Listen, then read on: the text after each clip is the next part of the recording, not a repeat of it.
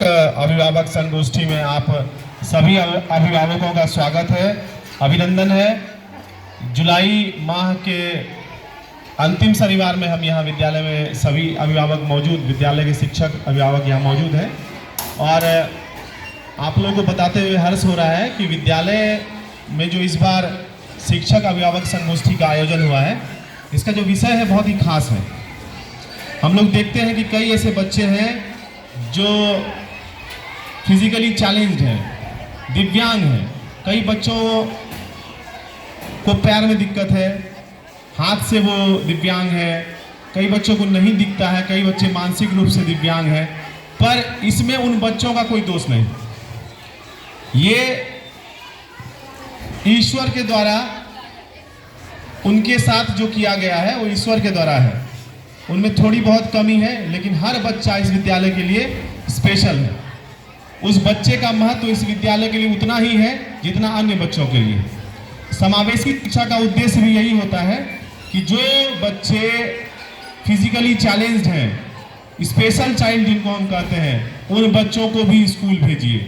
कई ऐसे बच्चे हमारे स्कूल में हैं जो फिजिकली चैलेंज्ड हैं, दिव्यांग हैं, इसके बावजूद वो नियमित रूप से विद्यालय आते हैं और बिल्कुल विद्यालय में उनके प्रति पूरी सहानुभूति हम लोग रखते हैं।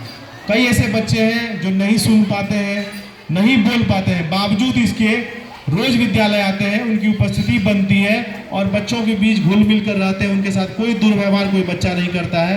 बच्चा, स्कूल के बच्चे भी सहानुभूति पूर्वक उनसे जो है व्यवहार करते हैं।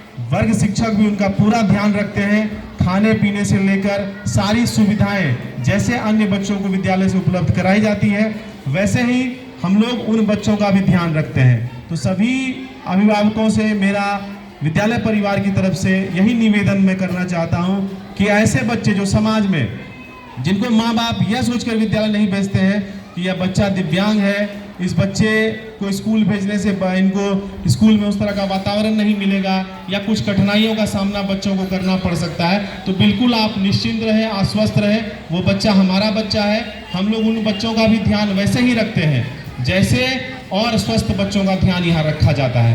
तो आप निश्चिंत होकर वैसे अभिभावकों को भी प्रेरित करें। हमारे क्लास में कक्षा 7 में एक लड़की पढ़ती है, उसका नाम बिजली कुमारी है। बिजली कुमारी को अभी हम लोग यहाँ बुलाएंगे। अगर कोई बच्चा सुन रहा हो तो कक्षा 7 से बिजली कुमारी को बुला के ले आओ। आप देखिए कि वो बच्ची नियमित रूप से विद्यालय आती है। आपको जानकर खुशी होगी कि न वो बोल पाती है न सुन पाती है, समझने में भी उसको कठिनाई है, बावजूद इसके वो रोज विद्यालय आती है और बिल्कुल स्कूल ड्रेस में आती है, कक्षा में भी अच्छे से बैठती है। उसके बगल के बच्चे उसका सहयोग करते हैं। जो भी वर्ग शिक्षक वहाँ रहते हैं उसको पता है कि ये बिजली है, यह दिव्यांग है और उसका पूरा ध्यान कक्षा में रखा जाता है। यहाँ शौचालय की ऐसी व्यवस्था है जिसमें दिव्यांग बच्चों को कोई तरह की परेशानी नहीं होती है, यानी दिव्यांग बच्चे भी उस शौचालय का इस्तेमाल कर सकते हैं। उसकी पूरी व्यवस्था हम लोगों ने की है। हाथ धोने के लिए हैंड वॉशिंग स्टेशन है जहाँ बच्चे खाना खाने के बाद आसानी से हाथ धो सकते हैं, नल लगा हुआ आप देख सकते हैं। तो यानी कि यहाँ विद्यालय पहुँचने के बाद उस बच्चे को कोई भी तरह की परेशानी नहीं होगी। ये विद्यालय परिवार की तरफ से हम लोग आश्वस्त करते हैं। बस आप लोगों से यही अनुरोध है कि नियमित रूप से बच्चों को भेजिए। समावेशी शिक्षा यानी कि हर बच्चे के लिए शिक्षा का समान अधिकार है। आप लोग जानते हैं कि शिक्षा का अधिकार कानून अधिनियम जब से लागू हुआ है, हर बच्चे का कानूनन अधिकार है कि उसको शिक्षा मिले।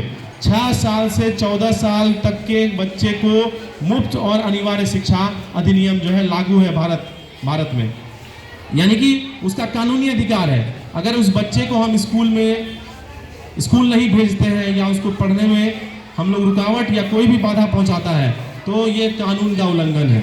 इसलिए हर अभिभावक की कोशिश होनी चाहिए कि उसका बच्चा नियमित रूप से विद्यालय आए और हमारी जो अपनी जिम्मेदारी है, शिक्षकों की जिम्मेदारी है, एक विद्यालय के रूप में जो हमारी जिम्मेदारी है उसका निर्वहन भी हम लोग करते हैं। इसमें अगर कहीं कोई कमी है, कोई त्रुटि है तो आप लोग अपना सुझाव बिल्कुल दे सकते हैं। मैं चाहूँगा कि नूर सर हमारे बीच मौजूद है और वो भी इस अभिभावक संगोष्ठी में अपने 2 शब्द रखें। धन्यवाद।